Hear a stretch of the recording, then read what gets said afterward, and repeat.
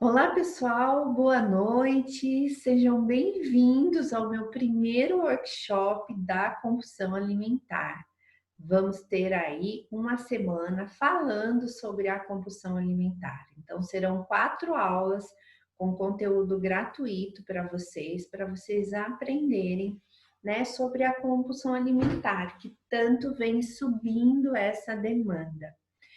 Bem, eu quero primeiramente dividir aqui o material com vocês, então vamos entrando aí, quem está chegando, sejam todos bem-vindos. Vou dividir aqui, colocar a tela para vocês,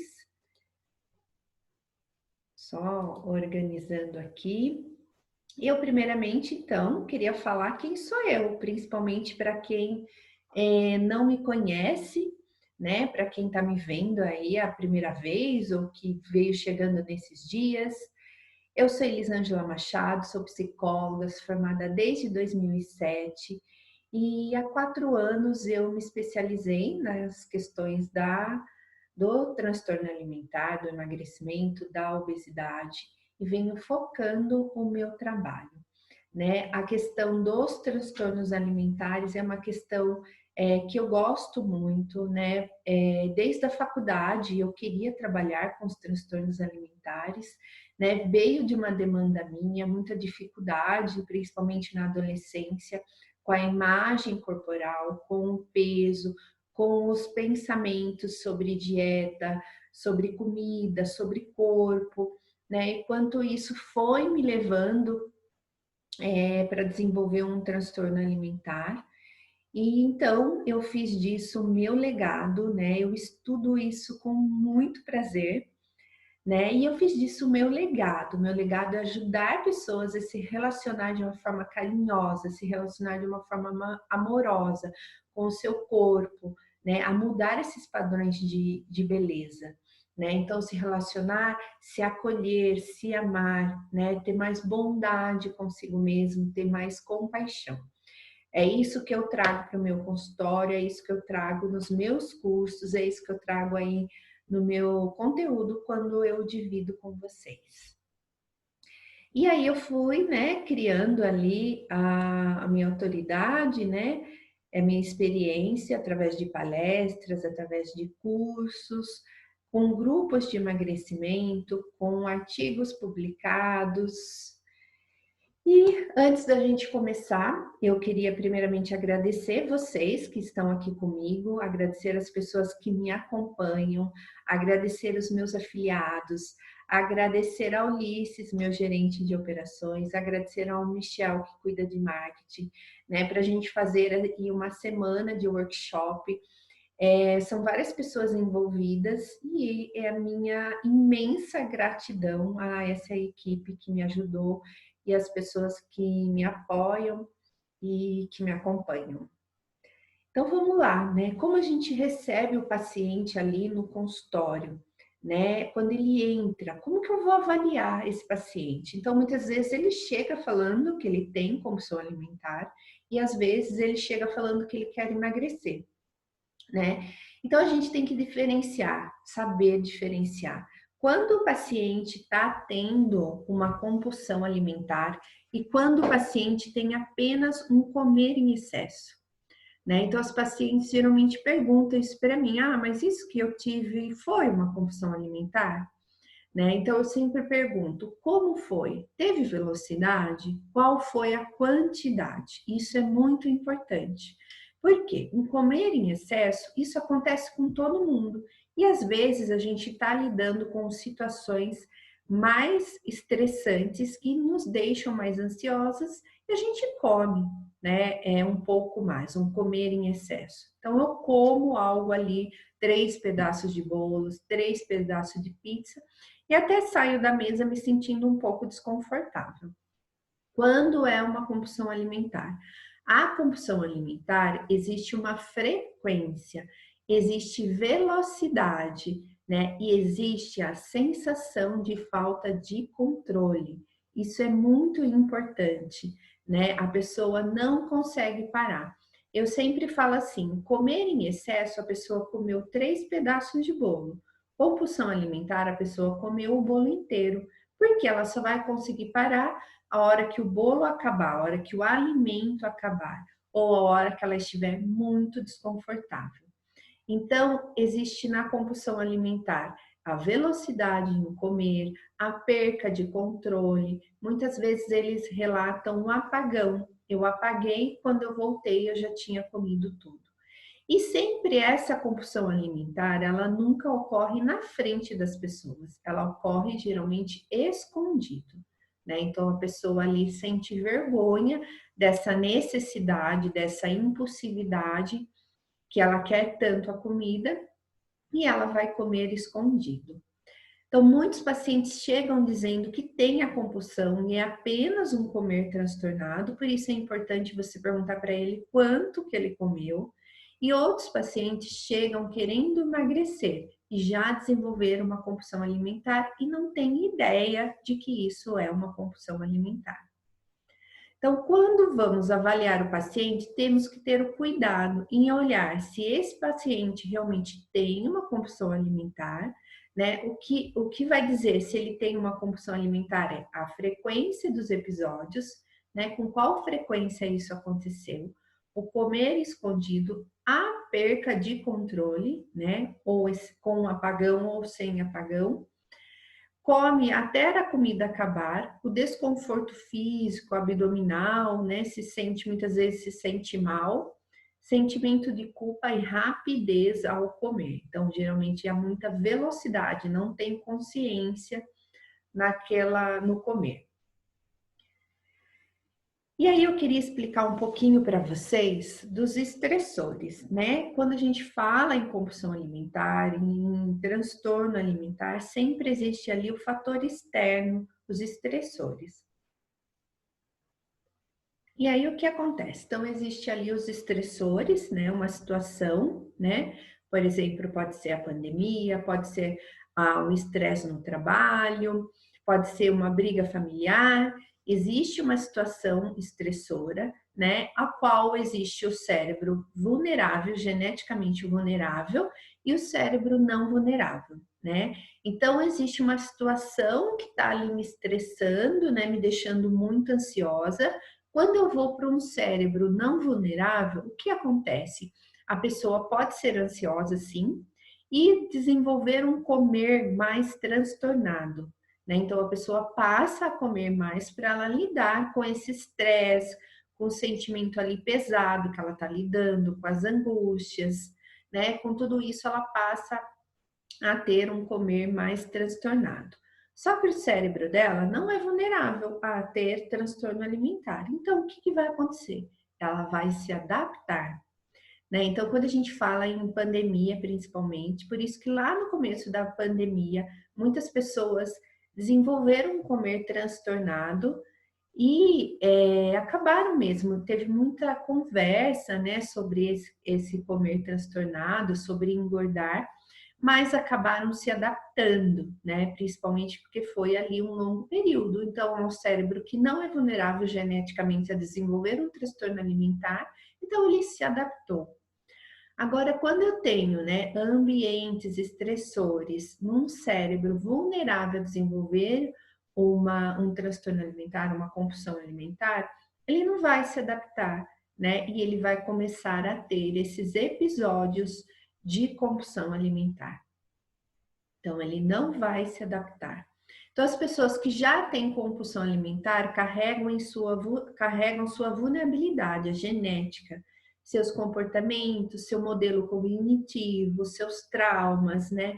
E a dificuldade em lidar com as emoções, né? Como as emoções são intensas, principalmente o que estamos sentindo na época da pandemia, a ansiedade dispara. E a comida, ela vira fonte de alívio dessas emoções. Então, eu vou lidar com essas emoções comendo, né? Enquanto eu como, eu não estou sentindo e há muita ansiedade envolvida nesse processo todo. E aí eu entro nesse ciclo vicioso da comida, né? Então, a comida, o cérebro vai viciando. Então, eu tenho ali um ambiente, um estressor que me causa angústia, que me causa tristeza, que me causa ansiedade, que me causa desconforto emocional. né? O paciente compulsivo não sabe lidar com essas emoções. Ele vai ali para o mal-estar, medo, né? Muitas vezes aqui entra o medo, que a gente lidou bastante com o sentimento de medo aí na época da nossa pandemia. Como eu não sei lidar com tudo isso, né? Eu vou para o mal-estar, um desespero, o cérebro automaticamente aciona, porque ele está viciado na comida, ele está viciado a lidar com as emoções comendo. Então, ele vai ali pela busca de experiência gratificante, que geralmente é consumo de açúcar ou carboidrato. Vou atingir a área de prazer do meu cérebro, eu libero ali dopamina, né? Ele aumenta a minha serotonina. Então há uma redução do mal-estar e uma recuperação do equilíbrio, né? E logo em seguida vem ali o sentimento de culpa. Então o cérebro está viciado na comida, há um aumento da serotonina, né, no cérebro, ele lida com o desconforto das emoções comendo, lida com a sensação de vazio enchendo o seu estômago, né? Então ele não sabe lidar com as emoções dele ali, não consegue identificar o que ele está sentindo. Muitas vezes existe essa sensação de vazio, né? Vazio existencial, de não pertencimento. E aí eu lido com tudo isso comendo, porque comendo eu desfoco a minha mente, desfoco da minha mente das minhas emoções, das minhas dores e vou ali para a sensação de alívio. Por isso entramos nesse ciclo vicioso. Bem, antes da gente continuar, eu queria falar rapidinho para vocês aqui que nós vamos ter no final da aula um sorteio, né? Então, fiquem ligados aí, daqui a pouco eu volto a falar do sorteio. Quem quer receber esse material aqui que eu estou apresentando para vocês, corra para o meu canal no Telegram. Então, lá, quem está no canal do Telegram tem material das aulas, tem link das páginas que as aulas vão ficar, tem conteúdo exclusivo, tem sorteio exclusivo. O link está lá no meu Instagram, certo? Então, aceitem um convite aí, venham participar comigo do Telegram. O link para você entrar no Telegram está lá no meu Instagram. A aula de amanhã nós vamos falar, né, sobre ansiedade, compulsão e a relação do paciente com a comida. Vamos lá falar mais um pouquinho sobre a ansiedade e a compulsão alimentar. Então é fato, né, que há muita ansiedade envolvida. Quando a gente fala em transtorno alimentar e em compulsão alimentar, sempre há muita ansiedade envolvida. As pessoas ansiosas não sabem, né, sentir, lidar com as emoções e buscam a fuga da comida. Quanto mais as emoções forem intensas, mais ansiedade, mais eu lido com essa comida de forma intensa, né? Todo transtorno alimentar tem um nível de ansiedade muito alta. E aí seu cérebro vai entrando aí nesse ciclo, né, de paciente ansioso, de desconforto emocional, não consigo nem entender o que eu estou sentindo. E a comida ela vem como forma de fuga, de anestésico, né? Vai anestesiar o que eu estou sentindo e eu sinto alívio emocional. E aí, quando o paciente chega, né? Com tudo isso, o paciente chega ali, nós temos que fazer uma anamnese. E aí vamos ali falar um pouquinho como a gente vai avaliar esse paciente. Então, o levantamento de queixa e a história de vida do paciente, o histórico de saúde, de fatores biológicos, de fatores genéticos, né, de questões da sua saúde com relação a qual a frequência que ele vai no médico, o histórico familiar desse paciente, linha de tempo do ganho do peso, né? Então, nós temos que olhar como esse paciente, qual foi a história dele, né? Com o ganho de peso, com o seu corpo, né? Como é a relação da família com o corpo dele, como é a relação da família com essa alimentação dele. Isso é muito importante. Então, vou traçando essa linha do tempo. Quando ele ganhou o peso, quando ele começou a ter questões com a imagem corporal dele, né? Quando isso passou a tomar boa parte dos pensamentos e da vida dele. E aí eu vou para a família. Como essa família se relaciona, né, com esse corpo? essa família julgadora, essa família não se importa muito com isso, essa família se influencia sim. Como essa família se relaciona com esse transtorno alimentar, com essa questão da perca de controle pela comida. E a rotina desse paciente, né? Então, como é a rotina desse paciente, o que ele faz, quais são os seus gostos, o que ele desenvolve ali de hábitos, ou se o seu lazer é só voltado para a questão da comida, ou se é uma pessoa que tem sim os seus prazeres, o seu lazer fora dessa questão da comida, da alimentação. E aí, falando em avaliação, nós também temos que usar os nossos questionários para avaliar as escalas, né? Então, que questionário a gente usa na avaliação aí da compulsão alimentar? Então, a gente vai usar as escalas de avaliação dos transtornos alimentares, o IT-26. Ele traz muito a questão do comportamento alimentar, né, da sua velocidade, como é essa hora, essa questão da compulsão, o que acontece. Ele traz muito também da sua relação com o corpo, dos seus pensamentos. Então, é uma ótima escala para a gente usar. A escala de compulsão alimentar periódica, né, que é o ECAP, para a gente avaliar especificamente a compulsão alimentar, ou a escala de Barrett, que a gente vai avaliar a impulsividade, a escala de ansiedade e a escala de depressão, né? Histórico de vida do paciente. Então, são escalas que vai ali nos ajudar a avaliar qual é o nível de compulsão desse paciente. Então, ele pode ter ali o nível mais leve, né?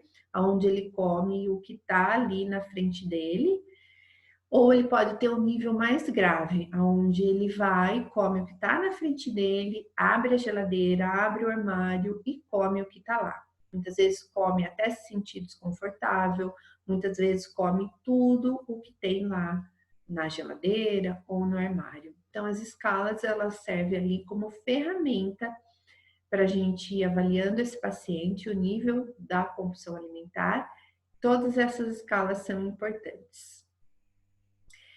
Um outro olhar que devemos ter na nossa avaliação: o paciente traz junto com essa compulsão alimentar alguma comorbidade, né? Então, é muito presente a compulsão alimentar na depressão, no transtorno bipolar, no transtorno de déficit de atenção com hiperatividade e no transtorno de narcisismo, né? Então, são tem outros transtornos também, mas esses 4 transtornos desenvolvem compulsão alimentar. Então, eu lido com a depressão tendo compulsões alimentares, eu lido com a minha bipolaridade, né, com os meus picos de impulsividade, comendo, tendo compulsão alimentar. Eu lido com a minha hiperatividade do déficit de atenção, comendo, né, tendo compulsão alimentar. E eu lido com toda a ansiedade envolvida ali no transtorno narcisista, comendo, tendo compulsão alimentar. Então, eu também tenho que olhar se essa compulsão vem de algum transtorno, tá bom? Né? E aí, quando eu devo encaminhar, né, esse meu paciente para o médico, né? Quando é que eu devo encaminhar esse paciente para o médico? Eu diria que se ele realmente tem uma compulsão alimentar, você aplicou ali as escalas nele, verificou que ele come com velocidade, que ele perde o controle, sempre tem que encaminhar para o médico psiquiatra.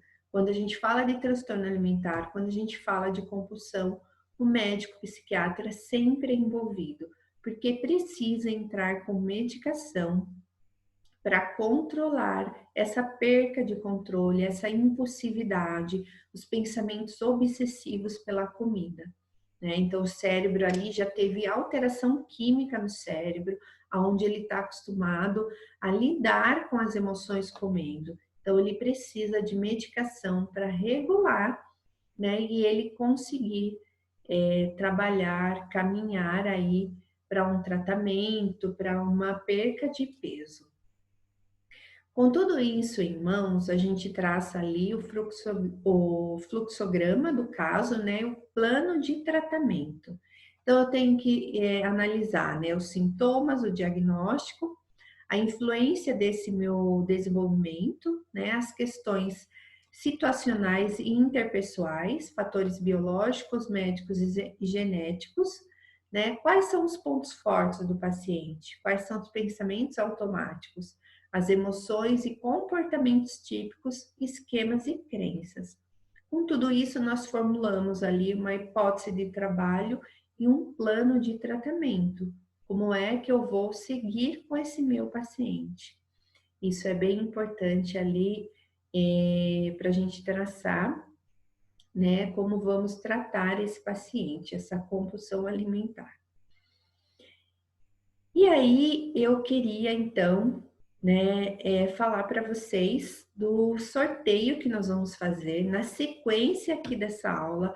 Finalizando a aula, né, nós já vamos lá pro Instagram, aonde eu coloquei esse post aqui, o workshop da compulsão alimentar, e eu quero quem está aqui na aula que responda, que escreva lá, que faça curta e faça um comentário, né? Que você marque um amigo e escreva lá algo que você ouviu aqui da aula de hoje. E daqui um tempinho, daqui uma hora, né, eu vou fazer um sorteio do meu e-book, né? Esse meu e-book, ele é um e-book pago, onde eu falo, né, da compulsão alimentar, dou algumas técnicas. Então, eu vou sortear um e-book aqui mesmo. Como que você vai ganhar um e-book? Vai lá, espera finalizar aqui a aula, vai lá no Instagram e marque um amigo seu e eu vou sortear no final da aula o e-book aí da compulsão alimentar, tá bom? Então corram lá no meu Instagram. Para quem aqui não sabe, meu Instagram é psicóloga Elisângela Machado. Vamos falar também do meu canal do Telegram, né?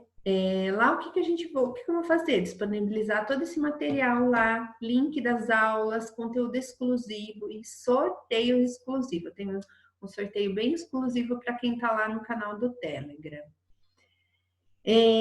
A aula amanhã, né? Eu vou falar sobre a questão da relação do paciente com a comida, né? O paciente ali com compulsão alimentar, com ansiedade, como é a relação dele com a comida. Então, é a aula de amanhã, estou esperando vocês na aula ao mesmo horário, às 21 horas, certo? Então, era esse conteúdo que eu queria falar para vocês hoje sobre a questão da avaliação, como eu vou avaliar, como eu vou olhar para esse paciente, quais as ferramentas que eu posso utilizar para me ajudar aí, para decidir se eu vou encaminhar o paciente para o médico, né? Qual é o plano de tratamento que eu vou seguir, qual é a hipótese de trabalho, plano de tratamento que eu vou seguir com esse meu paciente. Então é isso. Eu espero ter contribuído e espero vocês na aula amanhã, onde nós vamos falar, né, a relação do paciente com a comida, né? O paciente muito ansioso, o paciente já com compulsão alimentar, como que é essa relação dele com a comida. Espero vocês na aula amanhã. Boa noite, gente. Tchau.